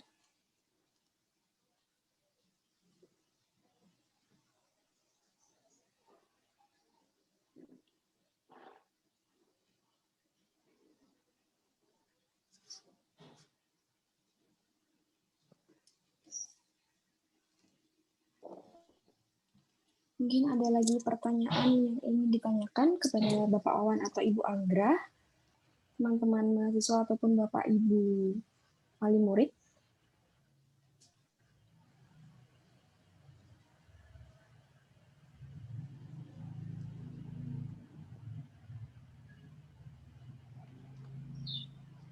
kalau tidak ada pertanyaan, mungkin saya yang ingin menyampaikan satu hal lagi ya. Ya, boleh Pak. Ya, ini yang akan saya sampaikan berhubungan dengan hubungan antara dosen dan dosen PA. Kalau dulu ketika kita kuliah tatap muka, kita sangat mudah ketemu dengan dosen-dosen, meskipun dosen tersebut tidak mengajar kita ya. Kalau misalnya Valen misalnya, mungkin tidak mengambil kelasnya Bu Lilis. Tapi karena Bu Lilis PA-nya masih ada kesempatan ketika bertemu entah di tangga atau di mana, tanya-tanya 1-2 hal gitu. Jadi hubungan antara dosen dan dosen PA dan mahasiswa itu masih terjalin. Dosen PA sebagai penasihat akademik tetap bisa memberikan saran-saran atau menjadi tempat berkeluh kesah buat mahasiswa. Tapi di perkuliahan daring ini kemungkinan seperti itu sangat tidak ada ya. Kita tidak mungkin sama-sama browsing terus ketemu, sama-sama di Bigo terus ketemu, itu kan jarang yang seperti itu ya. Atau sama-sama main Hago ketemu jarang. Nah, yang ingin saya sarankan adalah tetap jaga komunikasi antara rekan-rekan mahasiswa dengan dosen PA, dan boleh berkabar melalui email, melalui MS Teams, atau kalau punya nomor WA-nya ya silahkan ber-WA pada jam-jam yang sudah ditentukan ya. Dan komunikasikan apa saja persoalan yang dihadapi, persoalan akademik, persoalan lain-lain yang kira-kira dosen PA itu perlu tahu. Entah rencana atau keinginan-keinginan, sampaikan ke dosen itu biar tetap ada hubungan, dan fungsi dosen sebagai penasihat akademik itu tetap ada dan tetap bisa. Harapan saya semua dosen juga dekat dengan mahasiswa dan mengetahui potensi-potensi yang dimiliki mahasiswa, meskipun potensi itu di luar dari bidang akademik. Itu dulu sangat mungkin dengan pertemuan tatap muka. Tapi untuk saat ini saya merasakan kesulitan sekali mengetahui atau men-scanning potensi-potensi mahasiswa itu, karena hubungan antara dosen PA dan mahasiswa PA ini saat ini bisa dibilang sangat minim. Dosen PA biasanya hanya berguna atau hanya menjalankan fungsinya ketika mahasiswa perlu minta tanda tangan untuk KRS begitu ya. Harapannya tidak seperti itu. Jadi tolong tetap jaga komunikasi dengan dosen PA. Kalau ada pertanyaan akademik atau lain-lain, tanyakan dulu ke dosen PA biar hubungan itu tetap ada dan informasi tetap bisa tersampaikan dengan baik. Oke, Bapak Wawan menanggapi hal tersebut, saya juga ingin bertanya apakah memungkinkan jika antara dosen PA dan mahasiswa bertemu secara online walaupun melalui video call grup atau seperti itu untuk membahas hal-hal yang perlu disampaikan satu sama lain? Pasti, sangat pasti itu. Kalau memang ada keinginan seperti itu, sampaikan ke dosennya biar permasalahan bisa terselesaikan dan juga tetap ada koneksi ya di tengah segala pembatasan ini. Oke, baik. Terima kasih Bapak Wawan.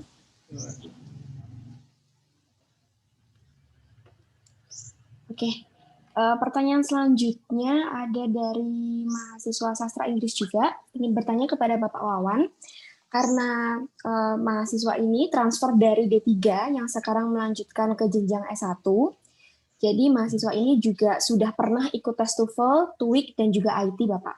Apakah sekarang mahasiswa ini wajib atau harus ikut tes lagi untuk memenuhi kelengkapan dokumen wisuda nanti? Baik. Biasanya saya anjurkan untuk ikut lagi, terutama kalau TOEIC-nya sudah lama. Sebab seperti tadi disampaikan, ada perusahaan-perusahaan tertentu yang hanya mengakui TOEIC yang masih valid atau masih dalam 2 tahun. Jadi saat ini kalau sudah tidak valid lagi, saya anjurkan dengan sangat untuk ikut TOEIC lagi. Toh itu dia pendaftaran pertama dulu. Jadi tidak perlu bayar lagi untuk TOEIC yang pertama. Baik, terima kasih Bapak Wawan atas tanggapannya. Mungkin untuk teman-teman mahasiswa ada yang ingin ditanyakan lagi mengenai tes TOEFL, TOEIC, IT dan juga mungkin perkuliahan serta magang dan lain-lain bisa ditanyakan. Masih memiliki waktu 30 menit untuk bertanya teman-teman kepada Bapak Wawan ataupun Ibu Anggra.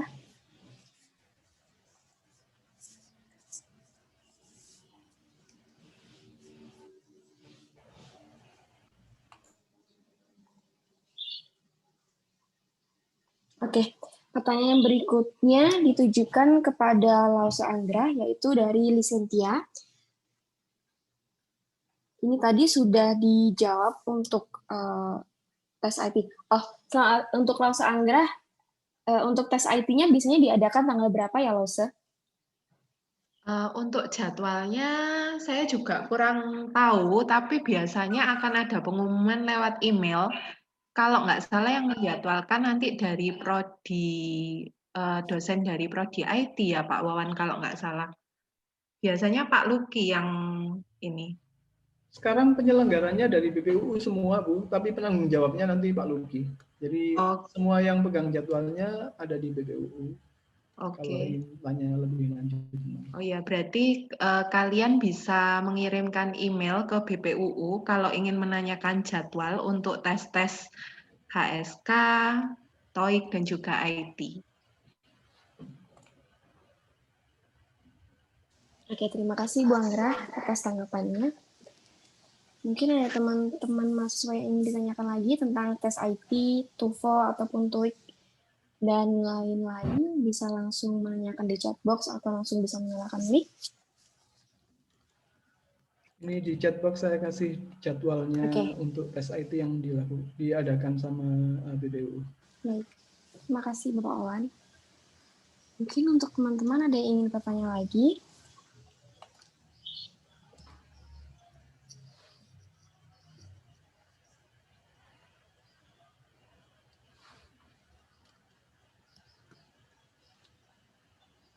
Oke, mungkin saya ingin bertanya, ada lagi Bapak. Oke, ini pertanyaan ditujukan kepada Ibu Anggra. Ada mahasiswa, ada wali dari mahasiswa jurusan Bahasa Mandarin. Ini ingin menyampaikan saran untuk Bapak Ibu dosen agar lebih memperhatikan untuk memilih waktu belajar khususnya di hari besar, karena umat Muslim yang mayoritas di sana, tolong di tanggal merah hari besar umat Muslim alangkah baiknya diganti agar bisa saling menghargai dan toleransi untuk beribadah, karena wali murid kali ini sangat memperhatikan dan mengikuti cara pembelajaran di Universitas Macung. Terima kasih. Mungkin ada tanggapan dari Bapak Wawan atau Ibu Anggra mengenai saran dari Bapak Ibu wali murid? Ya, baik. Terima kasih untuk wali mahasiswa dari jurusan Prodi Mandarin. Untuk ini akan kami perhatikan untuk kedepannya, untuk khususnya di hari besar ya. Ya, baik. Untuk selanjutnya di semester genap dan seterusnya akan lebih kami perhatikan untuk jadwal-jadwal kuliah di hari-hari besar umat Muslim. Terima kasih atas sarannya. Terima kasih Lause untuk tanggapannya. Mungkin ada Bapak Ibu wali murid lagi yang ingin mengasih saran kepada Fakultas Bahasa dan Seni dan juga untuk teman-teman yang ingin bertanya. Masih ada beberapa waktu lagi, mungkin mengenai pembelajaran, magang, dan lain sebagainya.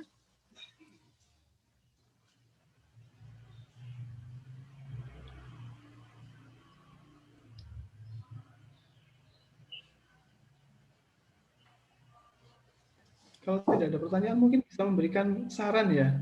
Iya. Mungkin keinginan gitu, keinginan atau Baik. saran kegiatan apa yang diinginkan di semester ke depan, atau kegiatan yang dari dulu diinginkan tapi belum terjadi, itu kira-kira apa? Sepertinya ini momen yang baik juga buat itu, biar semua dengar dan semua menyaksikan.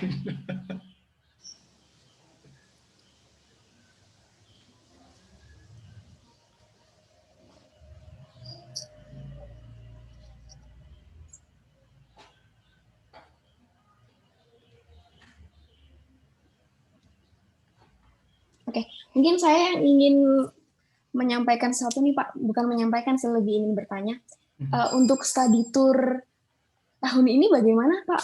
Itu Oh, study tour. masalah-masalahnya. Ya, Study tour tahun ini tidak ada kan? Study tournya biasanya 2 tahun sekali. Tahun kemarin kan kita study tour ke Bandung sama Jakarta itu. Ya. Foto-fotonya tahun masih depan lagi ya Pak ya? Belum habis diposting di Instagram juga kan? Iya. Iya. Semoga tahun depan kondisinya bisa lebih baik lagi.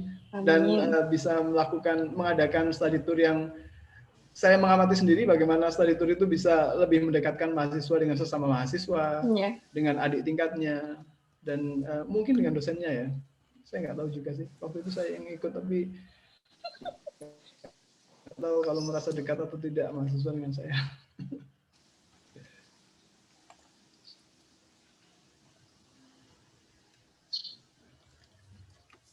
Untuk teman-teman mahasiswa atau Bapak Ibu wali murid yang ingin bertanya masih ada waktu.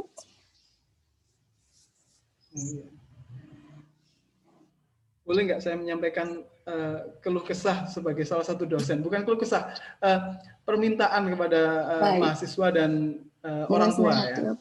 Sebagai salah satu dosen ya yang kebetulan yang kebetulan ngajar extensive reading, saya sangat berharap kawan-kawan mahasiswa memanfaatkan liburan atau kesempatan untuk baca sebanyak-banyaknya, baca yang menyenangkan saja, yang ya baca hura-hura gitu, atau untuk wali mahasiswa saya mohon kesediaannya untuk mengingatkan putra-putrinya agar membaca lebih banyak.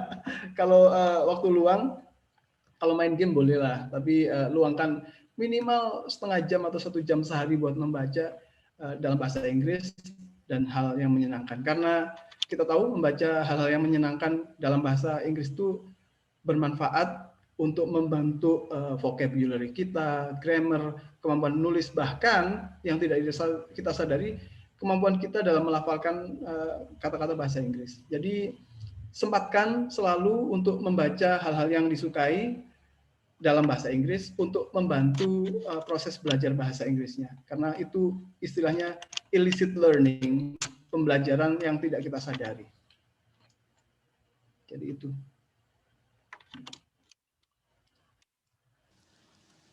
Untuk membaca yang hura-hura seperti itu, apakah Wattpad itu termasuk kita dapat bagaimana ya Pak? Dapat meningkatkan hobi kita dalam membaca, Pak?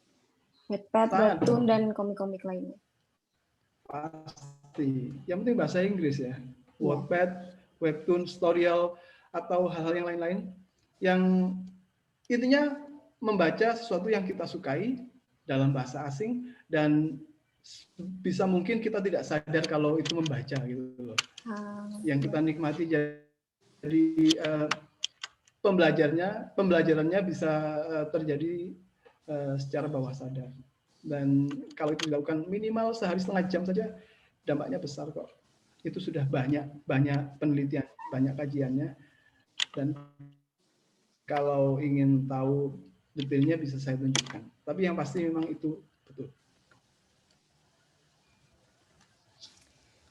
Baik, terima kasih Bapak.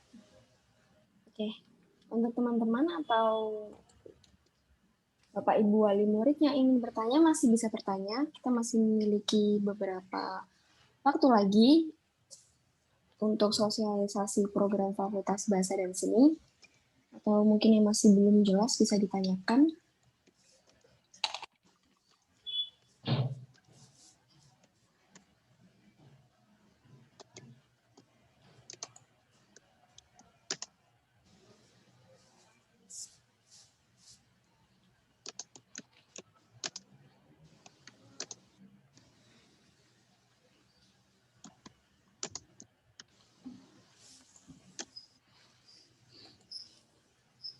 Mungkin Ibu Anggra ada yang ingin disampaikan lagi?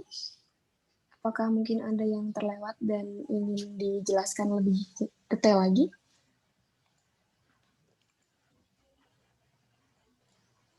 Sementara masih belum ada. Masih belum ada, baik. Ya.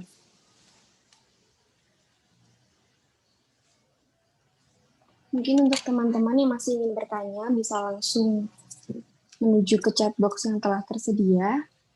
dan menanyakan hal-hal yang mungkin belum atau kurang dipahami dalam masa pandemi kali ini.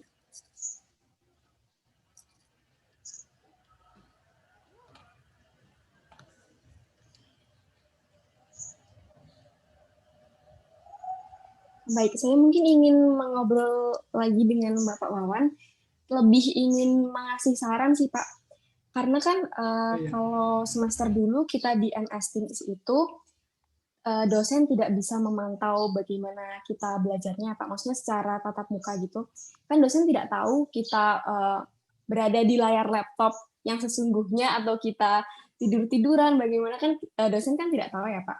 Mungkin apakah memungkinkan jika semester depan jika ada seperti tatap muka di online kayak gini, mungkin bisa mewajibkan untuk menyalakan kamera seperti itu sih Bapak. Ide yang sangat bagus. Bisa diwajibkan. Selama ini kalau kita ajak on cam, tidak semuanya mau karena mungkin belum mandi atau belum apa. Gitu. Jadi kalau memang diwajibkan dan maksudnya kalau memang mahasiswa bersedia, ya bisa kita wajibkan dan harapannya itu lebih baik. Dan sebisa mungkin kita semua di Prodi Sastra Inggris dan Mandarin sudah sepakat kalau memang tidak perlu tatap muka sampai 1 jam atau 1 jam 20 menit itu lebih baik karena kita tahu itu penggunaan datanya sangat tinggi dan juga seringkali tidak efektif kalau terus-terusan berada di layar gitu. Soalnya ada kalanya kita melakukan aktivitas, ada kalanya kita membuka website atau yang lain. Tapi sebisa mungkin memang idealnya ketika melakukan tatap muka kita semua sama-sama bisa melihat dan sama-sama bisa menjaga koneksi yang meskipun sangat terbatas ini. Boleh bisa kita lakukan itu dan ada kemungkinan di Prodi Sastra Inggris khususnya kita nanti akan banyak menggunakan entah itu Google Meet atau Zoom. Asalkan tidak sampai lama ya. Karena di aplikasi yang akan kita gunakan Moodle itu tidak ada bagian yang mengakomodasi conference seperti di MS Teams. Tapi secara umum aplikasinya sangat ringan dan lebih reliable. Dan kalau kita menggunakan Google Meet, mungkin juga penggunaan datanya jauh lebih rendah daripada MS Teams. Ya. Tapi ada yang menanggapi juga Pak, kalau salah satu mahasiswa ini dari Ardin lebih prefer MS Teams karena Google Meet katanya sering nyandet-nyandet Pak. Oh ya, itu tapi untuk dengan popular opinion ya. Ya, tapi untuk visualnya saya lebih suka Google Meet sih Pak, karena Google Meet lebih jelas dan lebih nggak pecah-pecah daripada MS Teams. Ya, secara umum begitu katanya dari pengalaman saya dan katanya banyak orang lebih jernih, lebih ringan gitu. Oke, juga ada pertanyaan dari mahasiswa Sastra Inggris 2018 yaitu dari Mira. Ingin bertanya, apakah memungkinkan jika pihak universitas menyediakan seminar atau bimbingan mengenai mental health atau cara mengelola stres selama perkuliahan online? Ya, sangat memungkinkan dan sudah saya bicarakan dengan Biro Kemahasiswaan dan alumni sebenarnya. Jadi ini sudah dijalankan, tapi menemukan format yang tepat untuk ini masih belum ketemu kemarin. Jadi ini concern yang sangat penting. Banyak orang yang mengeluhkan bagaimana pandemi ini mempengaruhi kita secara mental dan dampaknya adalah karena kita harus kuliah, menjalankan tugas, performa juga berkurang. Jadi ya itu sedang diusahakan dan bukan Prodi Sastra Inggris yang akan mengadakan karena ini menyangkut semua mahasiswa di Universitas Machung, jadi Biro Kemahasiswaan dan Alumni bekerja sama dengan Prodi Sastra Inggris yang akan mengusahakan ini. Terima kasih buat sarannya, Mira. Oke, baik. Terima kasih. Ini juga ada yang menanggapi nih, Bapak, tentang Google Meet tadi. Kalau pakai Google Meet, kenapa tidak pakai Google Classroom sekalian, Bapak? Jadi mungkin platformnya tidak ganti-ganti ke satu ke yang lain karena sedikit membingungkan bagi mahasiswa. Oke. Untuk selanjutnya memang fokusnya akan ada di Moodle kan. Moodle itu platform yang ada di universitas, sudah dibangun oleh unit IT kita, dan memang satu hal yang kurang dari Moodle ini adalah tidak adanya satu perangkat untuk video conference yang langsung ada di situ, yang terintegrasi di sana. Yang ada adalah conference melalui teks ya, melalui chat. Nah, Google Meet ini digunakan mungkin sebagai selingan saja, sesekali saja, karena toh kita tidak ketemu secara daring pada tiap pertemuan kan, dan seperti itu. Kenapa tidak menggunakan Google Classroom? Karena pertama kalau kita menggunakan Google Classroom itu nanti kita harus menggunakan versi yang gratis. Karena kampus kita tidak berafiliasi dengan Google, tapi berafiliasi dengan Microsoft. Jadi kalau pakai Google Classroom bisa saja, tapi tidak gratis dan banyak keterbatasan. Sementara kalau kita menggunakan Moodle yang lebih plastik, lebih bisa dimodifikasi, lebih lentur, itu lebih memudahkan pembelajaran atau pengaturan untuk setting-setting yang mendetail untuk tugas-tugas dan sebagainya. Oke, berarti semester selanjutnya seluruh perkuliahan sastra Inggris saja atau semua prodi, Bapak? Sastra Inggris saja? Semua prodi? Yang saat ini sastra Inggris saja, karena pertama kita perlu pindah ke Moodle, dan kedua saya tidak ingin kita menggunakan lebih dari satu platform yang ya seperti 2 semester lalu kan membingungkan kalau banyak platform. Jadi ini ya bisa dibilang progres dari usaha kita untuk menemukan platform yang paling nyaman buat kita. Kemarin kita menggunakan MS Teams, sangat bagus, sangat sangat bagus dan stabil meskipun agak berat. Tapi MS Teams itu servernya bukan di universitas sendiri, tapi ada di Microsoft. Jadi bisa dibilang kita tidak pegang semua itu langsung.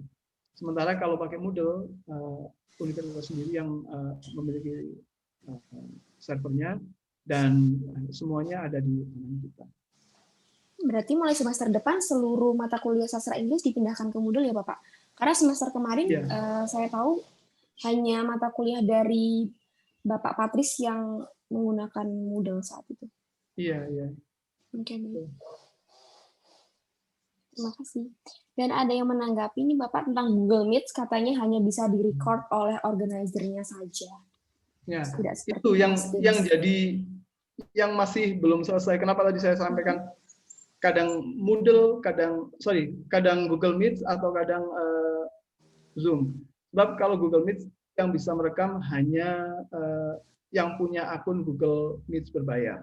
Tapi kalau Zoom kita bisa merekam itu dan mengupload di YouTube secara private untuk kemudian dipakai mahasiswa. Jadi kemungkinan antara Moodle sama Google Meet atau Zoom untuk conference. Tim silakan bertahan di sana, kuliah sendiri. Oke, baik. Tapi ini kemungkinan itu sangat bisa saja kita kembali ke MS Teams kalau misalnya pada akhirnya setelah ditimbang lebih jauh, setelah uji coba dalam beberapa minggu depan, ternyata Moodle ada masalah. Ini kami akan mulai mencoba Moodle masing-masing. Tapi untuk Moodle semester yang lalu mata kuliah Bapak Patris, saya dan teman-teman tidak memiliki kendala sih Bapak, malah nyaman di Moodle seperti itu. Kayak lebih tertata dan terstruktur menurut saya dan teman-teman. Nah, itu jadi catatan yang penting itu. Terima kasih. Baik, sama-sama Bapak. Untuk teman-teman mahasiswa, saya sudah menyiapkan link absensi, mohon diisi terlebih dahulu dan dimohon untuk tidak meninggalkan ruangan Zoom karena kita masih memiliki 15 menit lagi untuk teman-teman yang ingin bertanya atau Bapak Ibu wali murid yang ingin bertanya. Oh, ada lagi Bapak. Berarti apakah pengumpulan tugasnya akan di Moodle? Di MS Teams kami mendapatkan notifikasi kalau kami belum mengumpulkan tugas yang di-assign atau jika kami diberikan tugas. Ya, kalau memang kita menggunakan Moodle sebagai LMS, ya semuanya akan dijalankan di Moodle. Tapi Dan mungkin untuk lebih tidak. notifikasinya, Ya. nah itu dia. Perlu saya catat juga seperti yang disampaikan Pak tadi, yang Wina sampaikan juga akan saya catat biar dalam pengujian kita 2-3 minggu ke depan ini itu bisa dicoba juga dan diketahui apakah notifikasinya bisa masuk ke email mahasiswa. Buat yang belum ya, yang rajin-rajin, maksudnya yang mengumpulkan lebih awal tidak akan kerepotan ini ya. Valen nanti tolong di save ya ini hasil di chat box-nya. Oh iya, iya Bapak. Oke, untuk teman-teman mungkin ada yang ingin bertanya lagi tentang perkuliahan ataupun magang dan sebagainya. Kita masih memiliki beberapa waktu lagi.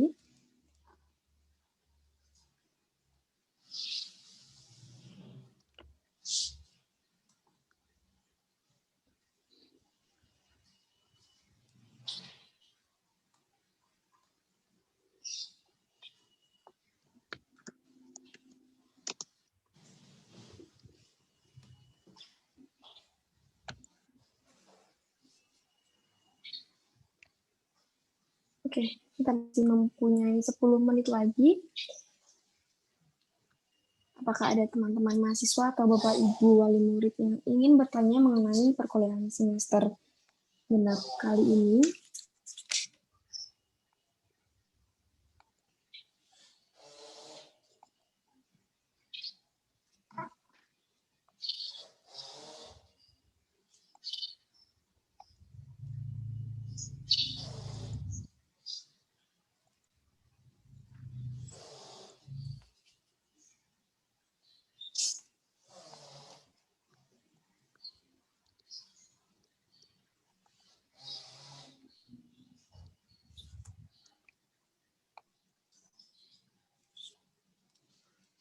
Atau mungkin untuk Ibu Anggra ada yang ingin disampaikan kepada mahasiswa, khususnya mahasiswa PPBM tentang perkuliahan atau hal-hal yang ingin disampaikan?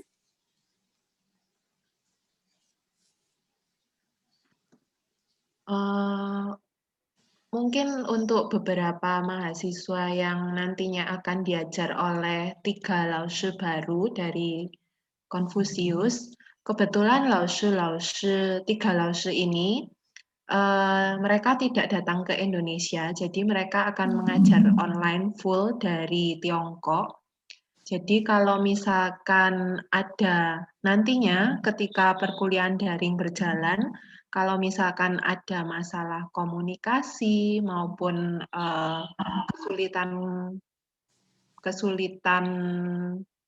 berbicara dengan laoshi-nya atau ada kesulitan apapun ketika pastinya nanti akan ada, karena mereka masih baru dan juga ada proses pengenalan dan juga adaptasi dulu. Jadi sebisa mungkin kalau ada masalah nanti bisa langsung menghubungi saya. Kita akan, ya saya harap nggak akan ada kendala yang gimana, tapi seumpama nantinya ada, kalian bisa, untuk mahasiswa bisa langsung menghubungi saya dan kita bisa membicarakan solusinya bersama-sama jika nanti di kemudian hari ada kendala. Oke, baik. Terima kasih Ibu Anggra. Mungkin untuk teman-teman PPBM ada yang ingin menanggapi terkait laoshi baru yang akan mengajar pada semester depan. Mungkin ada yang ingin ditanyakan lebih lanjut.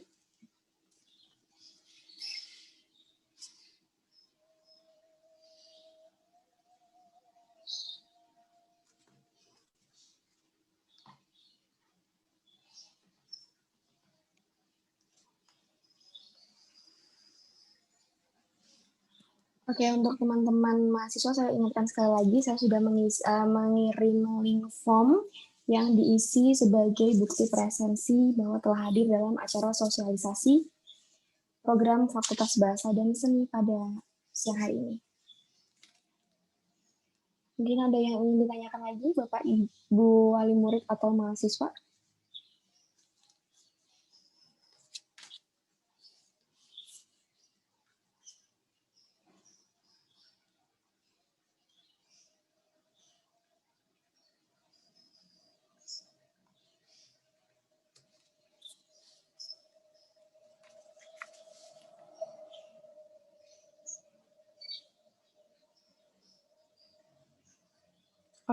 Saya ingin bertanya nih kepada Bapak Wawan yang mengenai magang lagi, Bapak.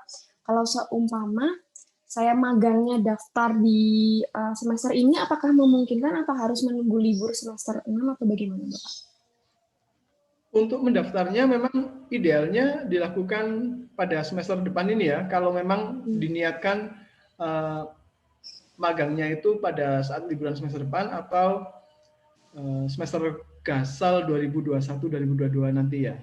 Jadi bisa dilakukan sejak jauh-jauh hari. Bahkan itu lebih baik kalau misalnya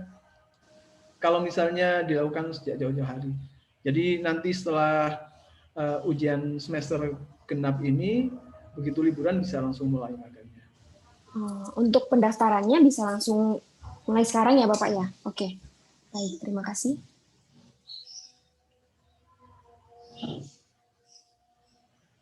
Oke, untuk recordingnya nanti bisa dibina di mana? Sebentar saya akan menghubungi Ibu Nadia. Nanti akan saya hubungi lebih lanjut tentang recording acara sosialisasi program Fakultas Bahasa dan Seni kali ini. Untuk teman-teman mungkin ada yang ingin ditanyakan lagi mengenai magang, tentang perkuliahan, dan lain-lain. Kita masih memiliki cukup banyak waktu.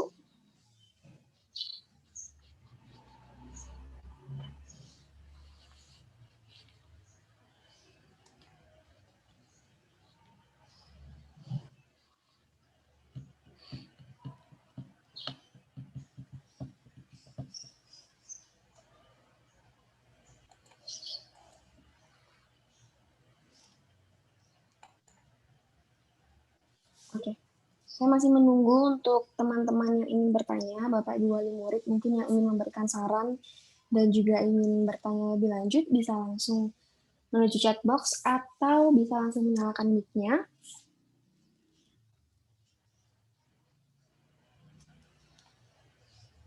Untuk recording sosialisasi kali ini masih saya tanyakan kepada Ibu Nadia, bisa diminta di mana recording kali ini.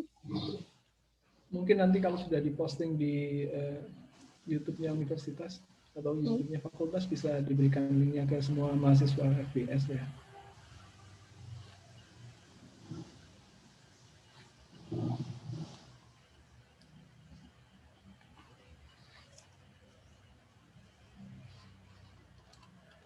Oke, untuk teman-teman, apakah masih ada yang ingin ditanyakan, saran ataupun pertanyaan yang mungkin ingin disampaikan?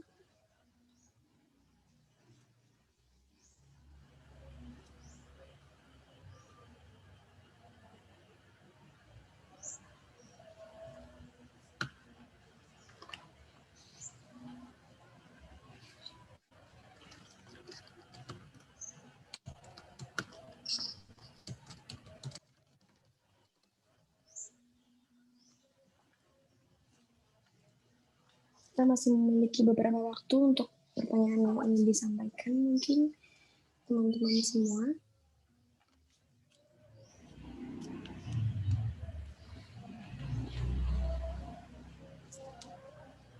Oke, karena mungkin waktunya juga terbatas, mungkin dari Ibu Anggra ada yang ingin disampaikan sebelum kita menutup acara sosialisasi pada siang hari ini?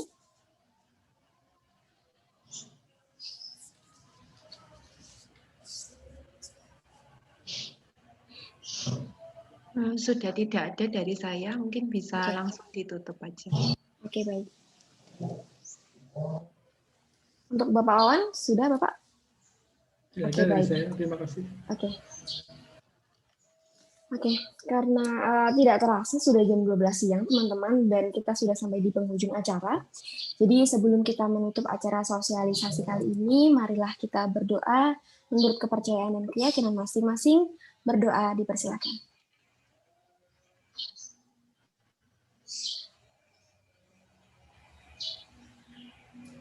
Berdoa selesai. Baik, saya mewakili Fakultas Bahasa dan Seni Universitas Macung mengucapkan terima kasih banyak atas partisipasi Bapak, Ibu Wali Murid dan juga mahasiswa karena telah menghadiri sosialisasi program Fakultas Bahasa dan Seni. Saya juga tak lupa mengucapkan terima kasih kepada Bapak Wawan selaku Kaprodi Sastra Inggris karena telah menyempatkan waktunya. Dan juga saya mengucapkan terima kasih kepada Ibu Anggra selaku Kaprodi PPBM karena telah menyempatkan waktu untuk mengisi sosialisasi program Fakultas Bahasa dan Seni. Baik, saya Valencia Rawati sebagai moderator meminta maaf apabila ada salah-salah kata atau yang kurang berkenan di hati mahasiswa Bapak dan Ibu sekalian. Dan saya berharap saya dapat berjumpa lagi di acara atau program FBS di lain waktu. Saya Valencia Rawati, saya pamit undur diri. Selamat siang dan terima kasih. Terima kasih Valen. Terima kasih semua. Terima kasih Bapak. Terima kasih semuanya.